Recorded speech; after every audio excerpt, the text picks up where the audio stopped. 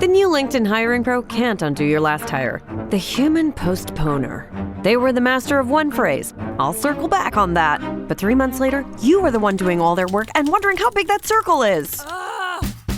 But LinkedIn Hiring Pro can take the hiring load off your plate by automating the hiring busy work from the initial job post to scheduling interviews. Hire right the first time with LinkedIn Hiring Pro. Post a free job today at linkedin.com/quality. I wrote a little song to remind you, Choice Hotels get you more of the experiences you value. The Cambria Hotel's got it all. A rooftop bar, have a ball. Bring a date, your squad, or even your mom. Book direct at choicehotels.com.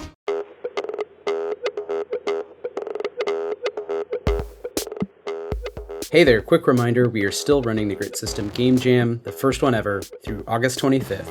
There are third-party commercial-friendly licenses for all of our games and for the Grit System itself. It's perfect if you have a cool adventure game idea you've been working on, or want to hack something weird and use a bunch of dice that generally aren't D20s, or hey, maybe you want to bring a D20 to Grit, whatever. Check out stillfleet.com/gamejam2026, bring your cool ideas by August 25th, and guest judges, not us, but guest judges will award prizes, including some modest cash prizes and the chance of getting a published zine. So please reach out with any questions. We're really excited to see what you do. Thanks so much.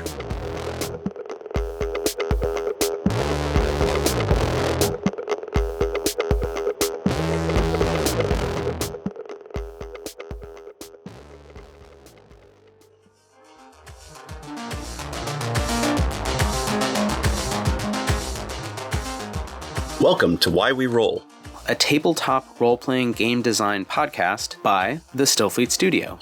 We're your hosts, Chris Pickett, creator of the historical fantasy game Danse Macabre, And Wythe Marschall, creator of the political sci-fi game Stillfleet. Through the show, we hope to amplify new creative voices. We chat with different indie TTRPG designers, talking through a range of questions that are pertinent to many designers, players, and GMs. We hope to showcase fresh and even challenging ideas about what makes imagination-based games so powerful. Before we introduce today's guest, a reminder. If you enjoy this episode, please consider supporting the show and all of our games over at patreon.com/Stillfleet. Okay, let's find out why we roll.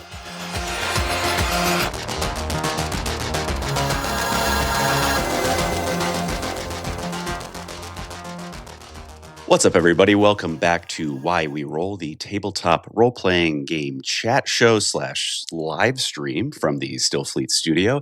As ever, I am one of your hosts, Chris Pickett, and I am joined by my good friend, co-host, and comrade in arms. I don't know. something. What's up? Hey, Wythe Marschall's here. Hey, what up? It's me, yeah. Technically, we're not doing the arms part yet No. for the spy agencies listening, but yes, comrades, otherwise, for sure. I mean, like, locked arm in arm. You know what I mean? That's right. Like, those arms. Yeah, human arms. Yeah. Like a hug across the world. Totally normal human arms. Totally normal human arms. That's what communism means in Latin, is hug across the world. That's literally... Yeah. That's awesome. Well, anyway, tonight we are very excited. We are joined by our good friend, Ethan Gouldini, here to talk about, here again, really, to talk some more about the Sometimes Kingdom, some new developments, some new projects, some new products even. So what's up, Ethan? How you doing tonight? Hi, doing all right. The heat dome here has broken somewhat. It's raining, and so my spine is finally back to human state again. So we're doing great. Nice. Yeah, I was looking before we jumped on. I was looking at the weather here down in sweet, lovely Central North Texas, where it is currently 102 degrees with a heat index of 115 degrees. So we're doing great. Yeah.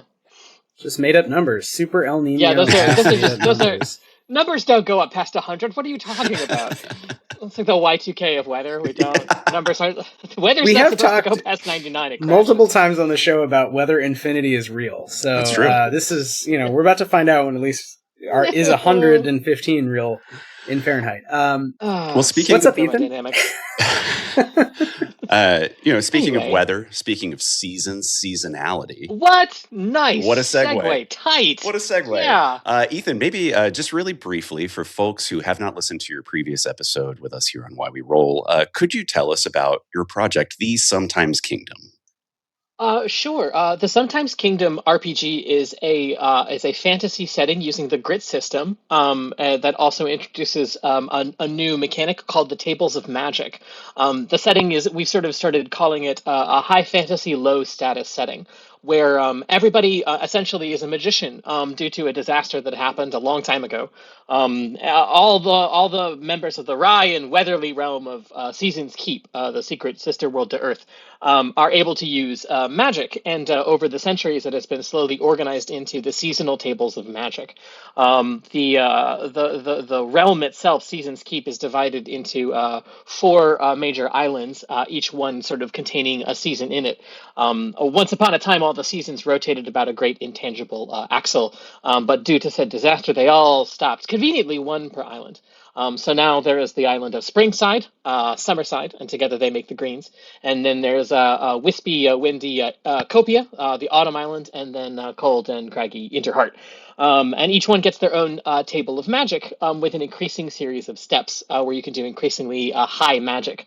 However, all the adventurers outside of impending apocalypse are taken care of by the Questing Network, which is an overworked nonprofit, which pairs would-be adventurers with necessary quests for the common good. So while you're on those quests, you have to essentially craft and forge spells on the fly using powerful word magic. And do all the things that adventurers do. Fight sentient buildings, deal with puppet kings. Travel on boats, take cars to dangerous diners, that sort of thing. I should also mention that the game takes place in the late 20th century. That's sort of an important fact. It's a post-medieval society, which is now for the first time wrangling with modernity as its connections to Earth, for some reason, seem to be increasing beyond the usual, wardrobe or secret portal or whatnot. And it's building on games we've been playing and developing rules for, but it has some unique rules. And I think you get a sense from Ethan's description. The game is very much driven by Ethan, your long-term world building. It's kind of your fantasy world you've been building up, writing about, making art about, and we've been trying to kind of think through what are some good ways to turn that into an RPG. Is that fair to say? That's totally fair to say. I think the earlier versions of it used something closer to a tag system for Magic. And as we were doing the earliest playtest through it, at this point, even we were doing a live play for the Questing Network. And based on player feedback, we started realizing that it just wasn't, we kept talking about high magic and it didn't quite feel high magic-y enough. So we introduced this system of word magic, which sort of created this very robust mechanic for being able to rationally kind of do whatever you want in a way that still felt like it had boundaries and rules attached to it. And there were general stakes involved, so it didn't instantly turn into wish magic. Or every fantasy game's highest level of magic is press button, do what you want. So the idea behind this also was that because the things like the high stakes against the gods sort of apocalypse stuff that you would typically see at the end stage of a D&D campaign are already taken care of by a group of extremely terrifying magicians called the Defenders of the Realm. So you're stuck doing literally every single other thing in the world and being paid a pathetically small amount of money for it as a fantasy adventuring freelancer. Oh, that sounds eerily familiar. But I mean, this is a strange fantasy concept I've never thought about. Yeah, Chris, every game is Thrall, it turns out. It turns out, everything is Thrall should just Thrall. be, Yeah, it's true. It's true. Yeah. No, but it's true that the games all focus on labor, but in different ways. So I think it's interesting how each of us, with medieval pilgrimages, very different from you're a space marine but trying to quit, very different from fucked up little guys after humanity rediscovering humanity in a kind of Lord of the Flies, now we can use tools, let's shoot each other with nail guns or whatever. And then Ethan, your take has been different again, where you've kind of posited adventurers are kind of like people who do gigs, right? They get calls, they go out to deliver stuff, but what they deliver is swords and magic. But actually, if there were really geopolitical level problems, there would be mighty wizards in any high fantasy realm who would just do all that shit, and they would actually be kind of the scariest people. Yeah, so yeah. I think it's interesting how that's in the background. To me, it's not like the Defenders of the Realm conceit is not huge in at least the first scene and the stuff we've been working on, but it's interesting how that contours, right, like who you are as a character, because you're not that you couldn't become high level, you can, there's rules for that, but it's just sort of assumed you're like, yeah, you're a low-paid gig adventurer, which is a fun way to describe, a D&D environment. Yeah, and it's I think part of it is that it's sort of left up to individual players whether they style themselves as heroes or as people who are doing the job that they're good at, or they're doing it for vocational training. There's even rules for that. Awesome. Why are you doing? The Questing Network itself is doing it to stop the realm from falling apart at the seams, because magic and technology aren't playing well with each other. As connections with Earth increase, there's sort of an interest, and it's set originally it was sort of set in a vague late 20th century sort of time period. As sort of players started really digging into it, it started becoming increasingly like, oh, I think we need to actually start the timeline. Like, and sort of, I think as a series of zines or as like sort of the arc of the project, it's starting to realize it really starts literally in the late 70s. It starts around 1978, which is sort of a weird time period to start a post-medieval fantasy game in. But it's sort of like it's tracking it all the way back in terms of like, speaking of labor and economics, it's really the start of like when the sort of political project on Earth here that started up like neoliberalism like really got off like as a world project to control people started. And so what would a bunch of city states in a weatherly realm that doesn't even have nations think about the economics, which suddenly lets them control everybody? They'd probably really like it a lot. There probably are going to be a lot of societal tensions based on that. Yeah. So starting it at that time period, especially when that's when electronics really start taking off at a level that don't take up an entire room, that's probably if people are smuggling stuff like automobiles and enchanting them, and you've got living cars, and you've got records and all this other sort of simple, in quotes today we would consider simple but like durable technology. Suddenly you're having things like hard drives being smuggled over, and magic is going berserk for it. I was going to say, I mean, like consumer grade electronics. I was telling Wythe and Ethan before we came on that my entire day was eaten up by struggling with consumer grade electronics and technology. But like, I don't know, just even imagining like an Atari in a fantasy, like an original Atari in a nightmare setting is amazing. I do want to pull us back a little bit. We keep on mentioning zines. Yes. Can you tell us, why do we keep mentioning zines? What's going on with that? So the original sort of first product that we released was an early access edition called Skier, the Sometimes Kingdom Early Access Edition. In sort of going through all the rules again with a fine-tooth comb and continuing to play on the Discord and with other people and with campaigns in person. The sort of like the lore and the rules themselves started to feel a little bit sprawling. And starting to think about like what would be a real sort of rational way to start introducing them, in a way that like I kind of wanted a rule book that felt playable as you're like a learn by play, but like the whole thing is a learn by play. So we increasingly started talking about as we moved over to A5. I think also while we were working on Danse Macabre, which is I think the first official A5 product. I find A5 size to be incredibly charming. I do too. I love them. They're just so little guys. I love them. It's just little guys. Look at this little guy. He's so charming. It's so accessible. And I think the zineness of it kind of like busted it up a little bit in the sense of like, okay, well, let's sort of think about this. It's organized. They've organized their world into spring, summer, autumn, and winter. So we're going to need a first one that sort of introduces the core rules. And so that eventually became this newest print product of the Sometimes Kingdom Monsoon, which doesn't have a season itself. It sort of created a new location on the map called the Island of No Seasons, where you're on a quest to recover a secretive magic item. The current campaign arc in the game is that several of the islands are fighting a pitched it's starting as a political battle, and it's clearly turning into a real war with a new person on the scene named the King of Things. And he is sort of essentially enthralling and conscripting talking objects to himself. And he may or may not be a real person. It's left, but he's a very, very powerful magician in a classic sense. You are sent off to this Island of No Seasons, which is sort of like a political no man's land to try and recover this object. And that is the first quest at the back of the zine. So it's your first chance to play all the rules that you just learned. As the Zine series is going to go on, there's going to be one for each of the seasons and then beyond.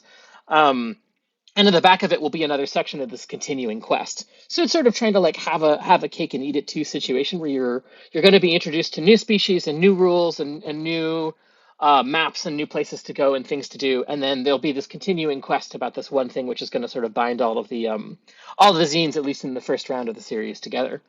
Yeah, that's awesome. I love that there is a narrative through line throughout each of one of them, so that you can have this kind of like slow drip, both like telling the story that you want to tell, and also like having it not just be confined to one document. That's always kind of the hard thing, I think, with like starter or introductory quests or ventures or pilgrimages or whatever you want to call it, where it's like it always feels like such a short amount of space, and you want to expand a little bit more. And I think this is a very eloquent way of doing that.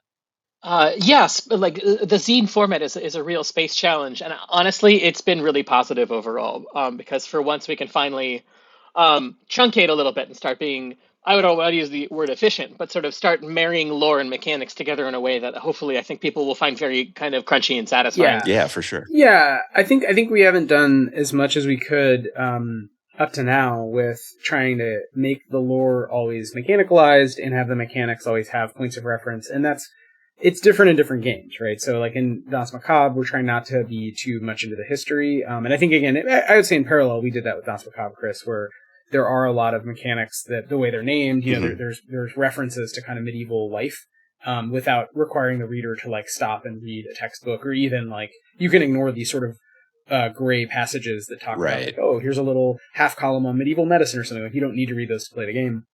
And I think with Sometimes Kingdom, it was interesting because, Ethan, you have so much like drawn, and you also had a lot written already, which was interesting. And with Skier, with the first version of the rulebook, we developed even more kind of pages of information, but it wasn't all clear how you would use that as a GM, I think. So with the Zine series, so this is the first one, Monsoon, it really was trying to take the best parts of what you had and make it all actionable. So every single spread is like, where you are, why this spread exists. They're all unique. And I think, credit here as well, in addition to the art and the writing, which is your lead, Ethan. Credit to Tony Grasso, who laid it out. So just kind of clarifying, like, okay, like when we're looking at the table, okay, that all fits on one page. And yeah, with A5, it is smaller than Letter for sure.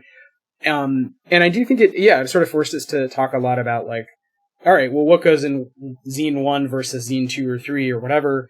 There's no theoretical ceiling, but for now we're just focused on like one or two at a time, Yeah. And I think that already is useful. And then at the level of, as you're saying, like every spread, okay, what is the utility for the GM or the player for the spread? They're really basic questions that probably we should bring to literally everything. I think we think of it a little differently when the book's going to be 100, 200 pages long. Know that some of, and like letter size, some pages are just like, oh, well, that's like a little microfiction, that's full art, whatever. And I think with a zine, any zine of any size, it could be A6, it could be, maybe it is like a magazine, it's like shorter but bigger format, but still, like, you just have less room and you have to kind of do different math around, like, I want cool art, I also want rules, I also do want to have this weird, like, in-game poetry at the beginning, whatever it is. So, I think it came out well, and I'm really looking forward, honestly, and we can talk a little about this, to what you want to do next. I know you're working, we've already, started working, but I know you've put a bunch more time into the second one, and I think it'll be interesting to see how this process changes almost on purpose every time, so that it's not like one formula. Like, this is really meant to be summarized rules for the game, and then all of the other zines will be much more focused on like pretty specific scenarios. But as you're saying, there are through lines. There's a through line to all of them that connects all of them, and they all build. So they always add some core rules and just new sort of core things, so that none of them are like, only for GMs or just an adventure. They're all sort of like a weird, kind of like Kalamandala, actually, Chris. It made me think of that conversation as well. Yeah, Things were inspired by it. I was just thinking about Kalamandala, which, if you're listening to this and you haven't heard our episode with Monkow, I implore you to go back and listen. It's brilliant. Monkow's great. I think, Ethan, you and Monkow kind of share some ideas around how fantasy should be presented and kind of thought through, and these kind of like more rhizomic releases instead of hierarchical releases.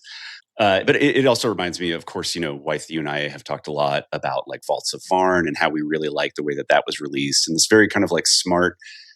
Again, it's succinct. It has to be succinct because you just have so little space, especially in an A5 zine, like you were saying, Ethan. And yeah, it makes that slow drip really satisfying, and it's like fun to collect. It's like there's a bunch of different layers to it that I really I'm really excited about for this line, honestly. In terms of also, I think one of the advantages is so having quests that are separate but connected. I mean, for me, just in terms of like, and it's partly an accessibility issue, but it's also just honestly, I think like good information presenting, where if the next scene is going to be bringing up spring, it's going to be the spring scene. So everything that you sort of like pour through and like you're looking through it, maybe you're looking through rules or you just want to learn about the setting itself, find out about a little, being the new species, the Fae, what that's all about, and then immediately you can put it to use by having the encounters are already included in the book, and you can play the quest which is right there for that, and it will be a spring quest. So sort of like pairing both the things that you're using and sort of like taking an open-ended view of like why people are looking at it. But if they do immediately want to jump into an adventure or quest, like there's one is set in that world immediately, like following all the stuff you just learned, and that'll just be like happening over and over again. And to White's point, I think it is sort of like, at least to a certain extent, like I think it's sort of the interesting opportunity to try and find like a sensible design language that carries across the whole series while also offering enough play that it can kind of reinvent itself each time. Like the spring one will hopefully feel a little bit different visually. Than the intro book has to be clear as crystal because it's all the presenting rules. And then the second one, like the spring one, might have a slightly different feel or tone to it. The winter one will definitely be off the rails in comparison to the rest one because it's certainly the most out there island in terms of like the differences in culture. So stuff like that I think will hopefully be fun to do, and I think people will dig it and get it once they see it.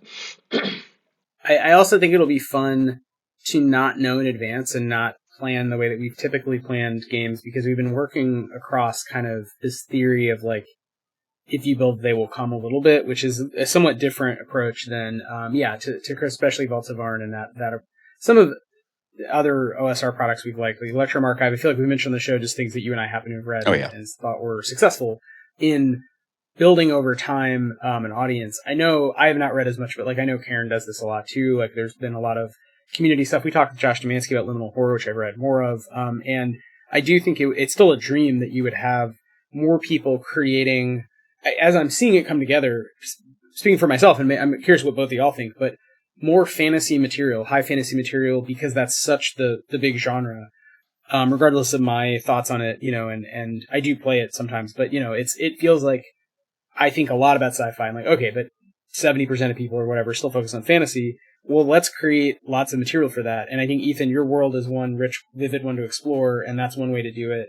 Obviously, we have Danse Macabre is like now a fully baked, set of books. You can actually still, you can pre-order or whatever. You can. And we're fulfilling. And, there's other games as well. So I think it's interesting to think about that relationship of your ideas evolving over time, and then you're playing with other people, and hopefully players and GMs come up with their own cool ideas, which are probably always a little bit different. And ultimately, the goal is to have them in conversation, in part because that's cool and fun, and also because from a pure like game design perspective, I think it will push things forward. And we really admire like Spencer Campbell as well, and you see a lot of, I think his stuff has gotten better in conversation with playtest communities and player feedback. And I think he's been able to refine and look at like what, not to speak for him, but based on, what he's published and reading his blog or whatever. It's like, it seems like there's certain elements of his fantasy world that he pulls through in different games and is able to kind of test those with people. So I think, Ethan, it'll be cool to see to some degree, like what islands and what unique rules, or maybe the art can be very different. I mean, again, we haven't done it yet. So I think we're currently just showing off like the sort of best of that has, I think, probably a more clean approach because it's a rule book and it is a product, and more people coming in and saying, let's, condense, let's publish the rules in a really nice little guy. But I think doing some weirder zines that are truly like Ethan go nuts on this island, I think that'll be kind of collectible or fun or something I want to see for a different reason, because it won't necessarily be as sort of cleaned up, if that makes sense. Yeah, it's sort of trying to like make the balance of like accessible typography and clear readability, but also sort of really kind of also like upholding the spirit of zininess, if we're calling it that. It kind of needs like to be a little bit freer in some ways. So I think that is going to be a cool opportunity. I think it's sort of also as a world, it's sort of funny because in my mind, it's like, oh, well, this is something it's an idea I've been working on for a long time, but sharing with other people and then they get to play it. Like, I think that like there's going to deliberately be a lot of blank spots on the map, so to speak, because it is a fantasy setting and people have so much energy around that sort of thing. I think the real sort of challenge to kind of like hammer home in world building, aside from just like base level Vino marketing differentiation, is sort of like the reason that it's set where it's set and the way that it's set up the way that it is to sort of like deal with some of the like discrepancies that happen with like thought around a lot of fantasy these days. Winds up just sort of like it is sort of modern life with a fantasy twist. And so I think that that's partly just because it's funny, and there's nothing necessarily wrong with that.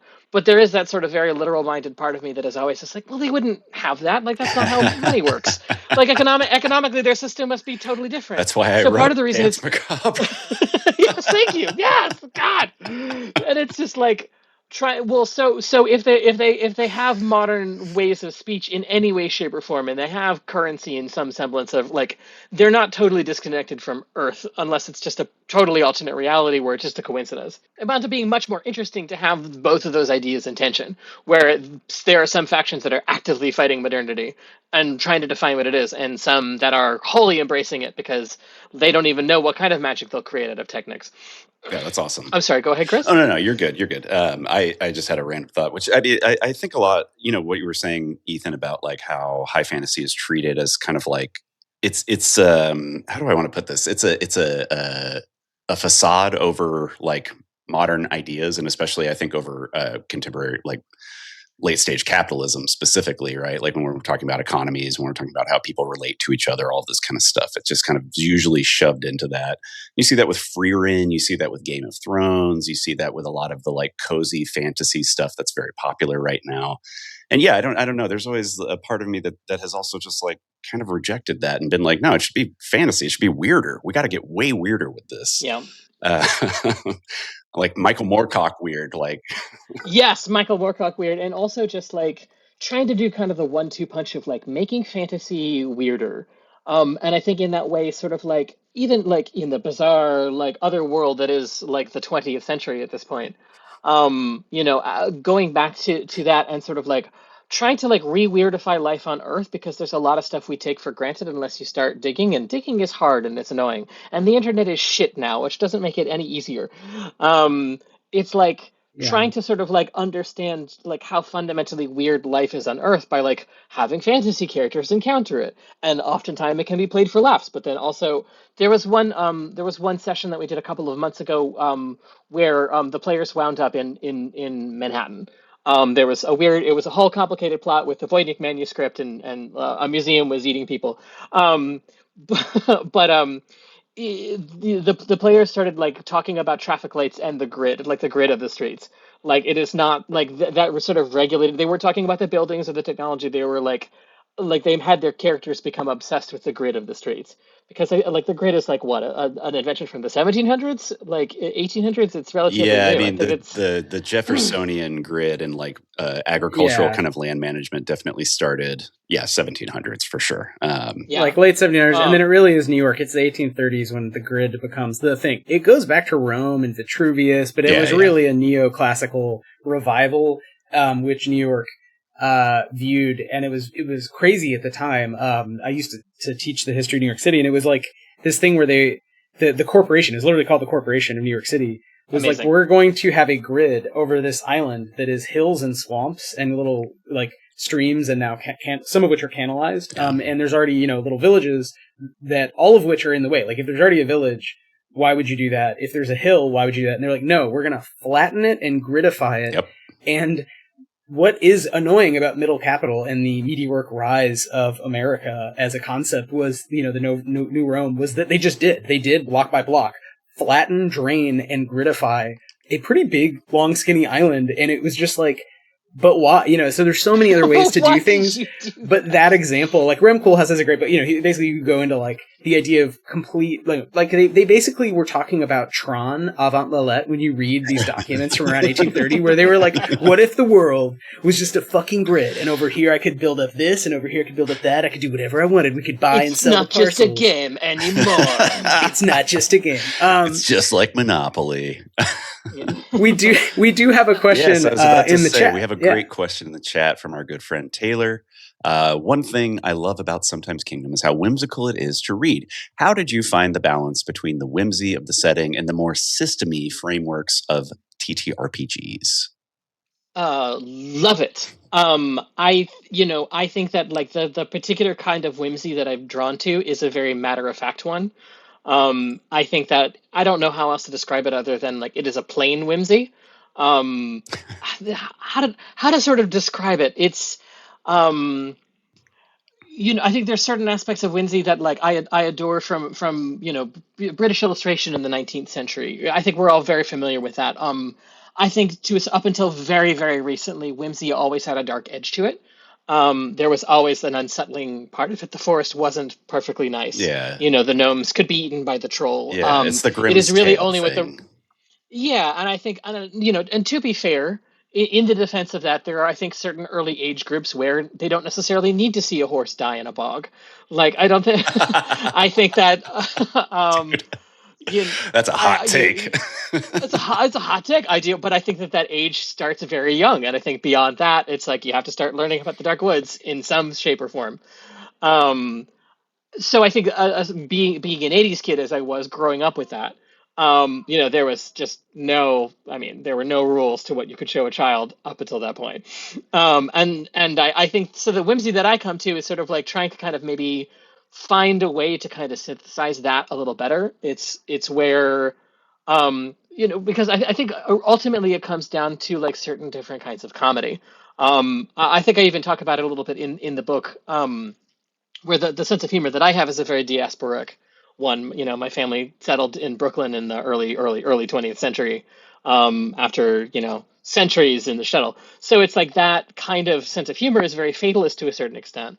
But it is also like in direct reaction to like life as it is. And I feel like that like the whimsy that comes out of that is a very different kind of whimsy, than, sitting by the warm, cozy hearth, which again, I enjoy, but it's not necessarily my sense of humor. Don't get me wrong. I'll drink a flagon of ale next to a good fireplace. A pipe of weed with a wizard and some fireworks. You can't argue with it. You can't argue with that. Yeah, but I also remember, back to what you're saying about the origins of kind of, like I think like Catskill's comedy, like and the idea of shtetl humor and like Russian humor being tied to like, well, we're that way because it be winter 9 months of the year, and there's a fucking czar, and like a racism on a scale that is unimaginable by, but it's like that is actually, I think, something that goes right back to what you said, Ethan, about the weirdness of fantasy. Because even I remember back to the observatory days, we had that event on Bizarro fiction, and I thought this will be so great, and I read all this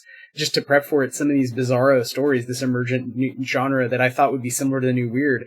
And it just fell so flat. It was like people trying to be weird without any real, anchor point. Didn't do any of the things that I liked about absurdism, surrealism, the new weird, the old weird, Michael Moorcock, whatever, Lovecraft. It's like the things that I liked about Victor Laval were not present in those Bizarro stories because it didn't have any origin in human suffering and just reality. And, you can kind of tell. And I think there's something about weirdness in fantasy. Ellen had an interview about this recently about, coziness and what's the problem with coziness. It's not like we all hate cute things. I love cats, I love coziness, but when you want to tell stories as a human and get catharsis, there's something dark. There, I think that's a good word that I think Alan uses. There's some darkness that you're kind of approaching, and there's many, many different ways to do that. And I think, Ethan, you do have a particular dry sense of humor and weirdness about it that is all you. But I think any authentic version is coming from some ultimate human suffering of some kind, right? That you're like working through in a story. Otherwise, like all stories would just be like, well, the cat got on the unicorn and they farted rainbows off to the bank and everyone was rich, and there'd be no stakes. Sold. Greenlit. Yeah. That's going to be the next A24 film after their 100%. I think that like it is difficult also, and I think we've this is also again in the first zine in Monsoon. and it's something that we've talked a lot on the back end about, is that it's like trying to describe like making queer fiction, and trying to make queer games, and what that means, especially like it can be an abstruse and difficult thing to talk about. I think that there are certain aspects of it, like my sort of adamantness of making a piece of queer fiction was that, like taking the idea that like its categories are unsettled, and like a large part of like dealing with magic and adjudicating what magic spells are and how people are struggling in this world is that it is sort of like it's categorical mania, and they're trying to like solve it, and you can't solve that because categories aren't real life. Well, then you've got magic, which is like, I think there was a line in Owl House where it was like, where knowledge is literally power. If you have a contract that is magically unbreakable, from a la, what was that, the Little Mermaid, what that means for reality is absolutely terrifying. This is So if it's this is my other thing about fantasy, man. Like, there's too much wizards. Too many wizards. There's too many wizards. Too many wizards. There's too many wizards. It's all wizards. This is double. If you want to be a wizard in Sometimes Kingdom, you've got to be a double wizard. But you're like low power kind of like, you're a gig worker wizard, which is very different from like the kind of like more traditional, like I would argue, like not really Tolkien-esque, but like the stuff that followed Tolkien-esque, like I think arguably straight out of D&D, where it's like everybody's throwing giant fireballs and everybody can rend reality and become a god and all this kind of stuff. It's like, dude, the world would fall apart. Also, what you just described is the plot of every single episode of He-Man and the Masters of the Universe, which is Skeletor, a godlike skeleton wizard from another dimension, shows up, abducts a bunch of good people of Grayskull or whatever, and a shirtless guy with a cool cat and a sword goes out and like does some nonsense, and then 19 minutes, there's 19 minutes of that, and then the denouement as the credits start rolling is like they're all just back at the castle and like, well, that was a strange Tuesday, and there's the stakes are just like the stakes are just that Skeleton Man feels bad, and I think it's very funny to invert that. And Ethan, I will say, because skeletons come up so much in your work, it's like Dia de los Muertos level obsessive skeletons, but which I actually, Chris, you are, as we've covered this before on the show, but we have sort of skeleton pro and anti-skeleton fantasy. I am anti-skeleton fantasy. I just want to know. The mechanics of how the bones stay together. That's all. Just to finish the thought, I feel like, Ethan, you treat these people with such loving, like they are skeleton accountants and they have skeleton bosses they hate, and they're or like, there's like all this level of thought into the fantasy that makes it weird again in a different way from that, like, nom, nom, nom, nom, nom. Like, I don't know, no one can die. There's magic. So it's sort of like you start with such high level of vitalism and magic that I was like, where could we go from here? But then I get it more dwelling in your head and playing the game and seeing how players react, because I think there's to your point, it's like, well, where you go from there is more like real life, in the sense that I don't wake up every day immediately fighting something to the death. Like, yes, I'm worried about the world and die, but I wake up and worry about other things. And I think even if you're a skeleton guy, I'm not Duke Nukem. I don't. right, exactly. With my quadruple shotgun. Duke Nukem reference is so good. Oh man, that would be funny. Running Duke Nukem in Sometimes Kingdom, like sold. We've made a match. Zine number 4. Yes, and anything. No. I think also, like, in terms of the structure of the world, and like because it is a late 20th century setting, and so I think that at this point, like, not only like, and we've talked a lot about like maybe like the how to incorporate this idea more into the actual world setting, is that there is sort of a parallel between fantasy on Earth, or like life on Earth, and this place. It's not just like another planet that you were visiting. There is a sort of eerie sort of mirroring or parallel that's happening, even though there's small amount of travel, but there is travel between the two worlds. In sort of like how do you? I had a good thought and then I started trailing off. It's okay. What ADHD? What were we just talking about? Well, I definitely not this Duke Nukem. No. Actually, Duke Nukem. No. So in addition to sort of trying to work in more the sort of eerie, unsettling sort of like mirroring between Earth and the fantasy world, so they're a little bit self-conscious about like being exposed to ideas of fantasy. Like, we're not fiction, we're real. That said, have you seen this like stupid book by Michael Moorcock? That's pretty cool. Why don't we start making swords that are obsidian glass and talk to us and murmur in our sleep? That'd be dope. Let's do that.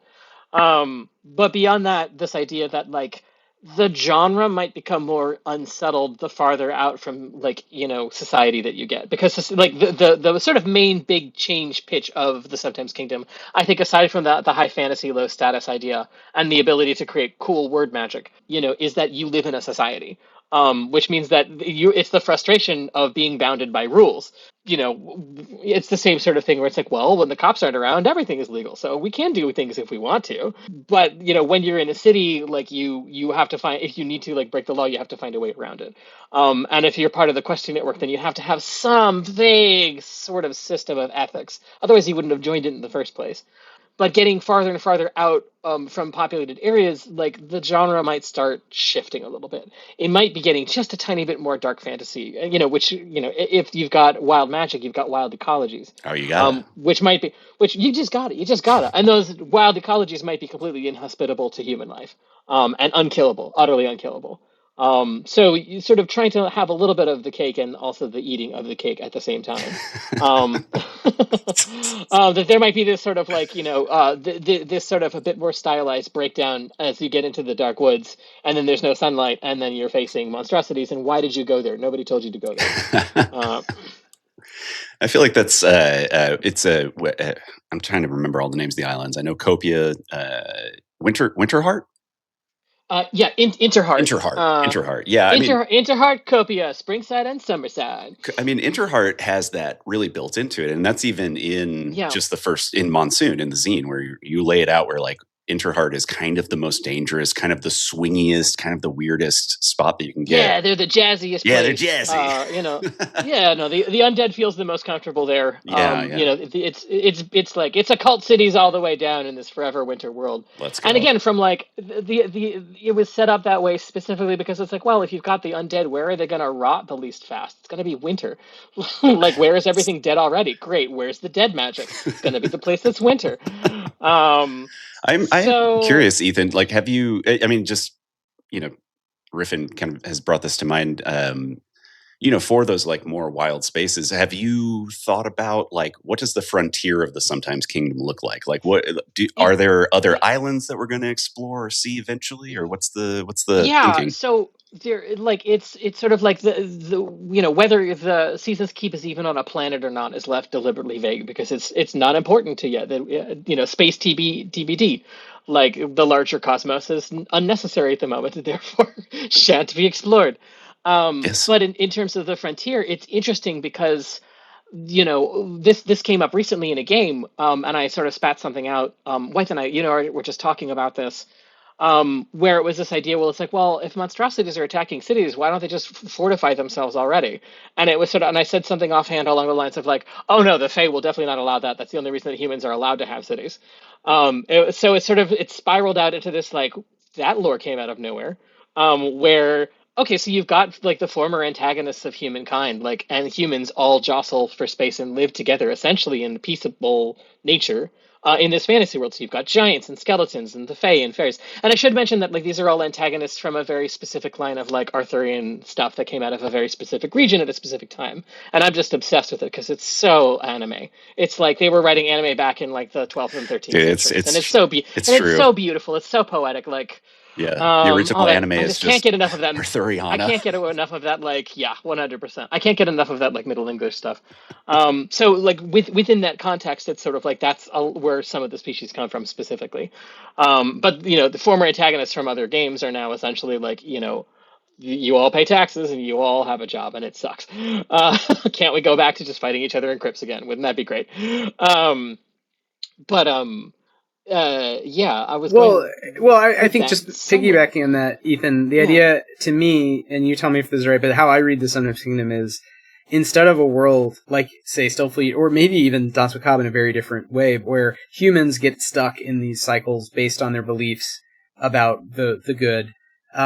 It's almost like the beliefs themselves have gotten stuck, and then they're confronted by the fact that humans are moving on. So there's this kind of inversion. There's this portal relationship between Earth where people are dreaming up these beings, and then the place where the beings seem to reside, but for them that is reality, and Earth is this kind of shadow that is less interesting and not real in a sense. It's not normal. It's like they both are emburdened by the other, like the other is changing faster or has different properties. And I think there's something really interesting again about the idea that like they used to be one way and now it's becoming different, and that is in part due to what humans are doing, in the same way that like, you know, that humans always like give rise to new stories. What if those stories had to sort of deal with that in a meaningful sense? But hey, they had magic, so like in theory, well, they could, to your point, they could just wish everything away. Yeah, but that isn't really like that well, isn't really how magic works. Magic always has a price, you know. Magic always has a price, and it's the same sort of like I'm trying to. I think like, not that I'm saying that magic is the economy and vice versa, but it's like if we just rationally organized our economy, every single person on Earth would be fed, clothed, and lived until their 80s. What? Like, what? We wouldn't. You heard it here first. Yeah, no one has ever said that before. In fact, instead of being communists, I think we should be wizards. That is the new I think we should just solve the problem. That might be the only way we can defeat the billionaires. Anyway. Yeah, I think ultimately, like there are questions arising, like, you know, lore wise or in game. It's like players have already started discussing it, like in character, of sort of like, why don't we just feed ourselves and live forever? We could do that if we tried really hard. And it's like they have jobs, they have cities, they like life is workaday in a way that maybe it shouldn't be if you can move the moon. But that's the way that power operates. And so sort of trying to contend with what that means, hopefully will become like part of people's like larger plots, because it's an interesting thing to talk about in character and out of character. And I feel like eventually like arcs are going to go to really, really weird places. I think it would be cool to start talking about the other islands that are out there. You know, because Season's Keep is one part of this like big ass archipelago. It's huge. But like even in the immediate region, they call themselves Season's Keep, and there is this sort of like, I don't think they've necessarily risen to the atrocities of colonialism necessarily, but it's like if there are smaller isles that are like right by them, or like, oh, that's the periphery. Yeah, they're part of spring, or they don't want to be part of the spring, or if they're part of summer, they don't want to be. Like the stuff that's happening underground. You know, there's two continents that are slightly overlapping. What about the space in between it? The frontier is that which is, I think, ultimately inhospitable to human folk, who seem to be, you know, the squishy people who die really easily. Humans are described in the book as hale and hearty and full of spite and viscera, which seem to just sort of like cover it as if you were writing about humans and you only had like 10 words and you were another species that lived for hundreds of years. That's probably how you describe them. But they're interesting. They've invented something called an economy. They make really cool shit. You know, if they try and like be as bad as they are on Earth, we're going to stop them very brutally. So at this point, like all of the major armistices between the species have happened a long time ago. And that's partly like in terms of like the safety of a game. I would say that like I don't necessarily want it to be cozy, but I don't want it to be about atrocities. And Earth's history is made of atrocities. It is fully composed of atrocities up until and including this very day. Yeah, I mean that's something that we definitely considered, and I, you know, me personally kind of struggled with Danse Macabre. Is like, well, I mean, you know, you can't like look away or not acknowledge the actual history, the actual events, the pogroms, the crusades, like all of the things that have happened. But you have to finesse it in a way so that you do have that bit of buffer, and then like open the door to allow people to kind of explore that on their own. Yeah. Right. And I think that there's plenty of room, I think, for if players do want to broach it. Earth is right there. People who wind up you can travel to it. Through a portal, it's right there. You've got the armoire, you walk through it, like you do some non-Euclidean math and you're there. Like you go to the cursed subway platform in winter and you're suddenly, you know, in Hong Kong. There's plenty, like, if I think that like it's important to make sure that it's like not an impossibility to discuss it or to have it be part of gameplay. But in crafting to the point of like it being whimsy, and it's a dangerous, snippy world, wanting to make a world that is queer because of that destabilization, and that is tolerant of all peoples, but is not necessarily cozy in the sense that there's still struggles. There have been wars. The main tension in the game is between the seasons. Which is a truly, like, it's a very Swiftian kind of flourish. At least I hope, in the sense that it doesn't make any sense. Like what season you're from? Like seasons are supposed to be like the time seasons. Like the idea of the seasons, like they're called that. Like it's not. It doesn't even make sense in their world anymore. Seasons were called seasons because of like how they were oriented around harvest time. That's why we have them. That's why they're delineated. And now they've oriented themselves around the weather, basically, or the idea of the seasons. But like everything is planted in like spring and summer and autumn, so it doesn't even matter anymore. Like that sort of idea of these weird legacy tensions in culture, like, are absurd, and maybe they rise to the level of like genuine social tensions or wars or battles. But if we really want to discuss like the awfulness of atrocity and colonialism, this is not a world that had empires. So Right. Earth is right there to talk about it. Yeah, I think in that sense it's similar to Danse Macabre, because Danse Macabre temporally exists kind of before the imperial phase of capitalism, before capitalism. Yeah. Sunrise Kingdom, while it may be somehow temporally coterminous with the 70s, 80s, whatever, it's like clearly not about the real world in that way. It's about some aspects of it, but not others, and it has this kind of inverse relationship. And then I would even say like PICARO, is about challenging that and saying, okay, well, what if there's never like at least plantation slavery level post-feudal, like early modern empire, because of magic, and enough magic is out there that destabilizes some of those imperial ambitions.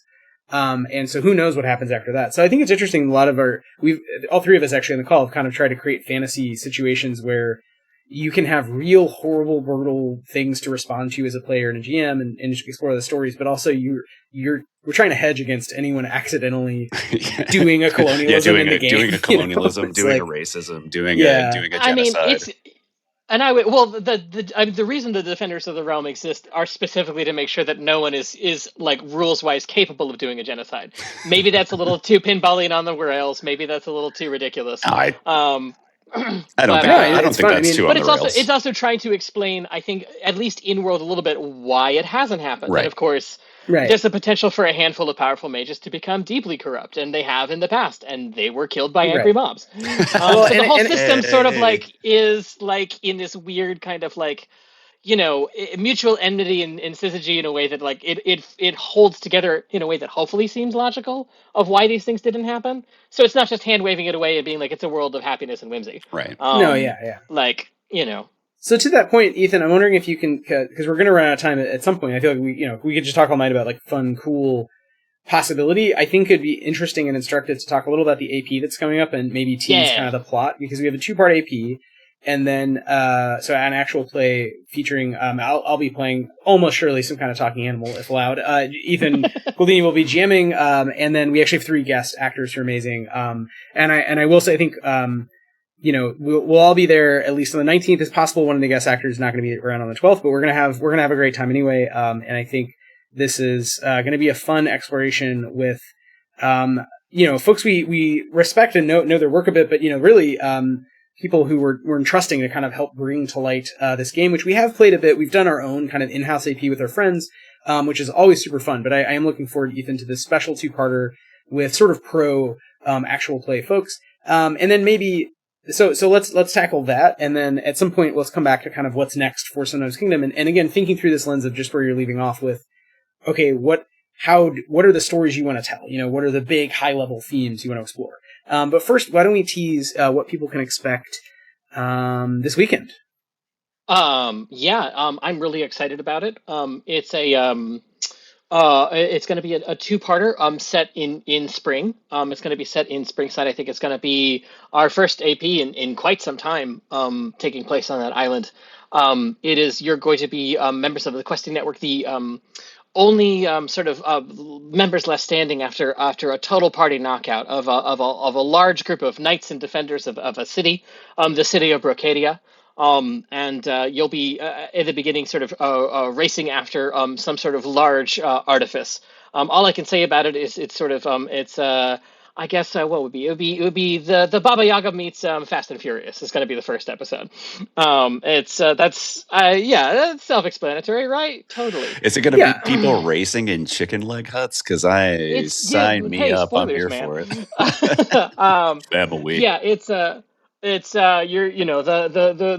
rules of the road in fantasy. All the things we've talked about are going to come to a head by the end of the first episode about what are the laws around doing a fantasy in a crowded society, and what are people's responsibilities and what does property mean in a world like that. But also, it's going to be a really exciting race.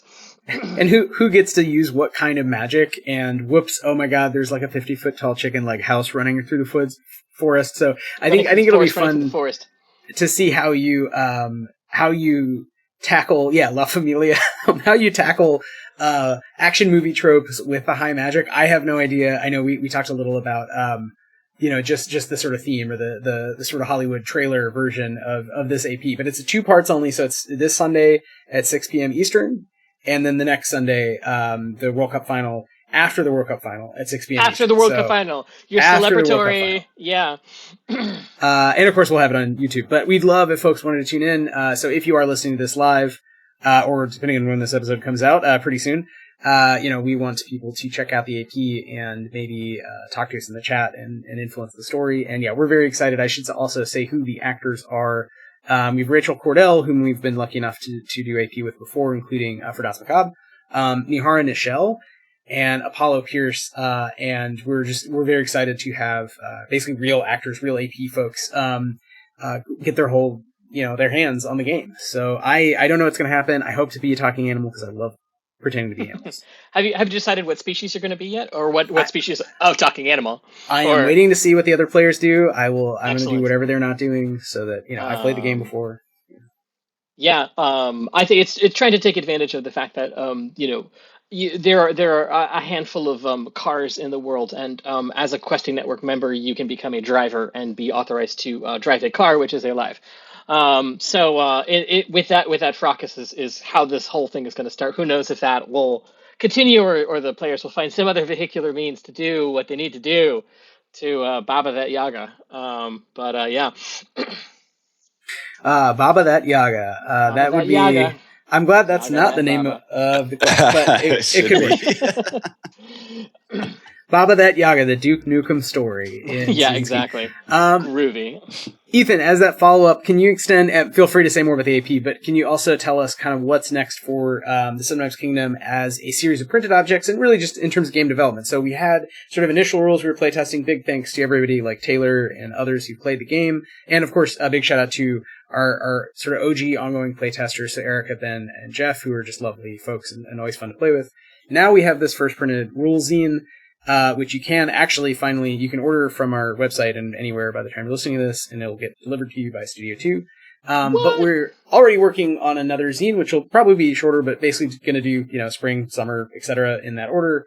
And maybe some weird, we talked about doing sort of like inspired by Kalamata, like art zines, Ethan, or just things you want to do. So can you tell us what you're working on and how you see the project going? And again, I'm just thinking of those big themes, like what is this game going to feel like for players who are sort of familiar with D&D, probably familiar with cozy fantasy, Hogwarts, whatever. What is the season's key?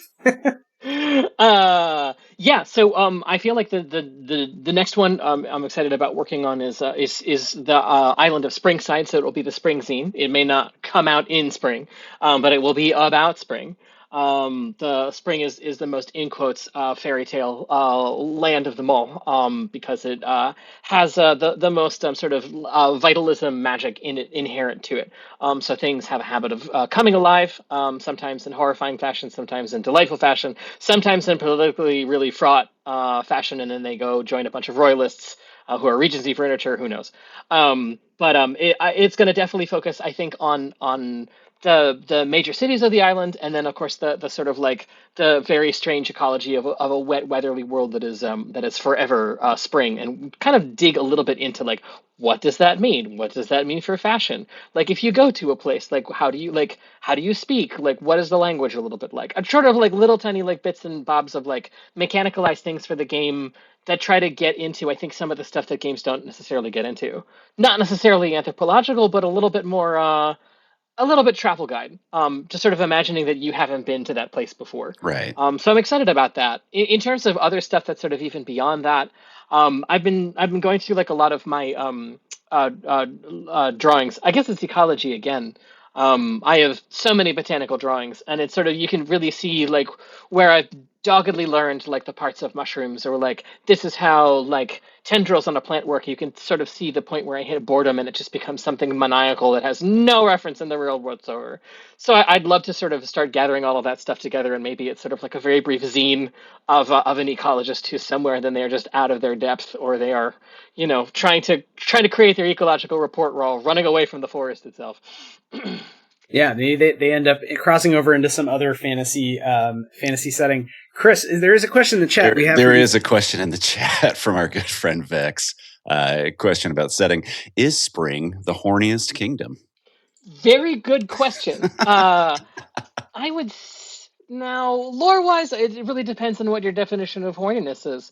I feel like in terms of courtship rituals, it probably is in some ways the most traditional. You're expected to give a token of love, because of the tradition of knighthood that's present in it. There are definitely like these sort of, I feel like they are definitely addicted to yearning as an erotic concept in ways that the other islands find exhausting. And I would say that like sexually they're probably the most frank and normal, like in terms of just do what you want, we don't care. Like we're basically like communists and anarchists. We don't give a shit. We're a bunch of fishermen villages. Hell yeah. You get a place like Winter, which is, I think, definitely to a certain extent in terms of fashion and the way they operate, way lustier and hornier, but their dating is much more rigid and formal. You've got to like run it by all the aunties. You've got to like sort of get the family and clan approval before you do stuff. Well, it's all bones on Winter too. I mean, like they're going to be more rigid, I would think. They're gonna be they're gonna freeze you out so easily. They get so frigid so quickly if you do things wrong. Never ends. Never ends. That's good. So learn about freeze you out. By the next spring zine, learn about sex and romance in the fantasy world. Yeah, I think Vex points out to handing your kerchief to a maiden type location, but 90% skeletons. So however that works. You got to really work really hard to find the right one. Skeletons don't date. It's a real roulette game. Famously asexual skeletons. I mean, dating has meant many things in many different locations. Again, without making this always about speculative anthropology, it's kind of always about speculative anthropology, which can be the anthropology of love and coupling, and just friendship and friends having. On that cheery note, we're about out of time. Vex only hands their handkerchief to skeletons. Quite true. We all know this about famously, yes. It's true. Famous game design homie. Ethan, anything else you want to shout out, or anything we didn't get to in terms of your work, the intersection of art and game design, just stuff you're excited about, and also just, having a first print product that is, you've worked obviously on, everything from the big ass, Rulebook to, Danse Macabre, but, for your, basically a game that is really your game. I mean, I'm listed there because I think I've helped you with some of the words choosing, the numbers choosing for grit rules and whatnot, but it's very much your game, and I'm curious just if you have any reflections or thoughts, anything you wanted to cover. I'm very excited about it. I feel like, I'm not sure if this will be true for every game that I develop, but I feel like it was really important to me that this one developed organically. I feel like that's obviously like a much longer process. But I feel like that sort of like organic process, just by virtue of what the world is, like I wanted to sort of see where it would shake out. In Skier and in this, there's a couple of drawings here and there which are quite old for mine. I've sort of obsessively archived stuff that I've done. I'm a little bit hypergraphic, so I am constantly always drawing, and the amount of stuff that I have is stupefying. So at some point I managed to scan a good chunk of it, and it really is pleasing to see stuff that used to just be squirreled away in my notebook, like shared with as many people as will, read it and play it and purchase it. So I'm hoping for more of that, but I feel like now I've also at a point where I'm excited to have that be a jumping off point for a totally new art. I think that there's like a lot of really interesting places to go stylistically, between the sort of like painterly fun characterization that's already happened in the first book and the sort of like the very cool sketchy drawings that are in it. I feel like there's like a space in between or beyond that I'd like the art to go, and I'm sort of excited to see where that goes. Sweet. Well, yeah, I Cool. mean, I think we're all excited to see where that goes for sure. And yeah, I mean, I love the idea of expanding it out beyond just having rules text and like, again, the Monkau kind of approach of having art books and illustrative projects that kind of intersect and build out the lore and the diegesis without it having to necessarily be textual, which is really fun. I'm stoked about it. And I love building on rules like the spell words, which was, I think, one of the earlier on new additions to the grit system that felt totally new and just really not, tied to Stillfleet, which I think was good because, a lot of the initial work we were doing around these games was there's something there with Stillfleet, but, what about other settings? Hey, I want to do this. And that I think does work to a degree. We've obviously made the SRD now, but it's been a long process for me. And I think part of that, Ethan, has been working with you on various aspects of game design that are, hey, I want this to feel different. I have a thought. And I think the magic system was one where, we took our time and allowed it to kind of get to a point where now I think it's pretty easy to implement. And I think it'll be fun to see kind of maybe other versions beyond what's in this book, which works just fine. But, maybe there's islands where just the list of words is different and that makes magic feel different because totally tying it to words and wordplay, but keeping the rules very simple in terms of like burning grid and the effect is I think a formula that is reproducible. And again, that's from a game design standpoint. I'm excited about that. In addition to, of course, just more art and taking your lore and maybe working with you on that, kind of taking cool ideas and saying, okay, let's turn this into essentially, I'm thinking of advice from like Merc Dice and other OSR blog people, like turning into chunks, right? Making things toyetic, like making everything a page where like, I know what's on this page. It's useful immediately to different players and GMs and it's fun, of course. So with that, unless either y'all have some last words, I think it's about time to wrap this one up and just tell people, go get the fucking book. Yeah, go works for me. Yeah, Ethan out. Get the book. Get the Sometimes Kingdom Monsoon zine out now from Stillfleet Studio. Get it, play it, buy it. You're gonna love it. You'll become obsessed with it. We have fun. This is fun. Buy the fucking book. Well, on that note, where can folks go to purchase this fine document? And then, tacked onto that as well, Ethan, where can folks find you online? What are your pluggables? How can we best support you as a person, not just a brilliant games writer? Not just a person, but as a content creator, making slick. God, no. I can be found mostly on Instagram and Blue Sky. I am a Spectral House across all social media. There is a possible Patreon in the works that will mostly be free because there's a whole lot of stuff outside the purview of even games that I think would be fun to start sharing. I think the best thing about working on this game is I've sort of started opening up, I think, a lot of stuff that has been outside of my art practice professionally. I've started being a little bit less private with some of my own private art practice, and I'm kind of excited to start sharing that too. I can be found at Spectral House, wherever good internets are sold. And you can purchase this book at stillfleet.com. Awesome. Get the book. You'll give your kerchief to it. You'll court it dutifully, says Vex. As ever, thanks so much, Ethan, for joining us. Thanks a lot for being a multi-time guest on Why We Roll and sharing your very funny insights and your art, even though it's a podcast. If you're listening to the podcast, imagine the art. It's really cool. Thanks, Chris. Thanks, Vex and Taylor in the chat and Justin. And we will be back with more Why We Roll very soon because we just can't help ourselves. We just can't stop. Addicted to casting. Yeah, we're just addicted this door never closes. To talking on the internet, baby. Tune in Sunday. Ethan will be GMing Fast and the Furious with Baba Yaga because, of course, those genres just, it's such a good combo. Molto bene. Well, thanks so much for having me. Of course, anytime. All right. Well, this has been another episode of Why We Roll. Thanks, everybody, for listening. Wait, Wythe, you already did this. Okay, we're going to just exit now. I'm just clicking the button. Bye. Okay, bye.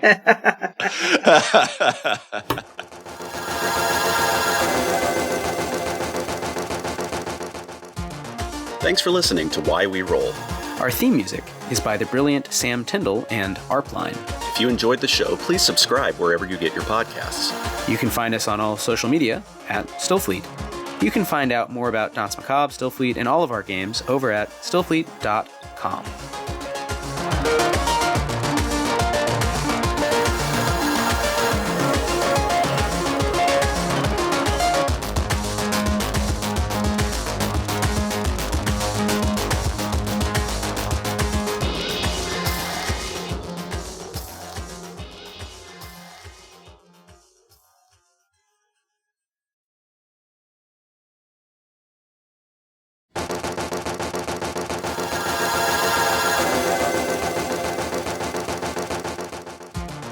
Thanks for listening to Why We Roll. Our theme music is by the brilliant Sam Tyndall and Arpline. If you enjoyed the show, please subscribe wherever you get your podcasts.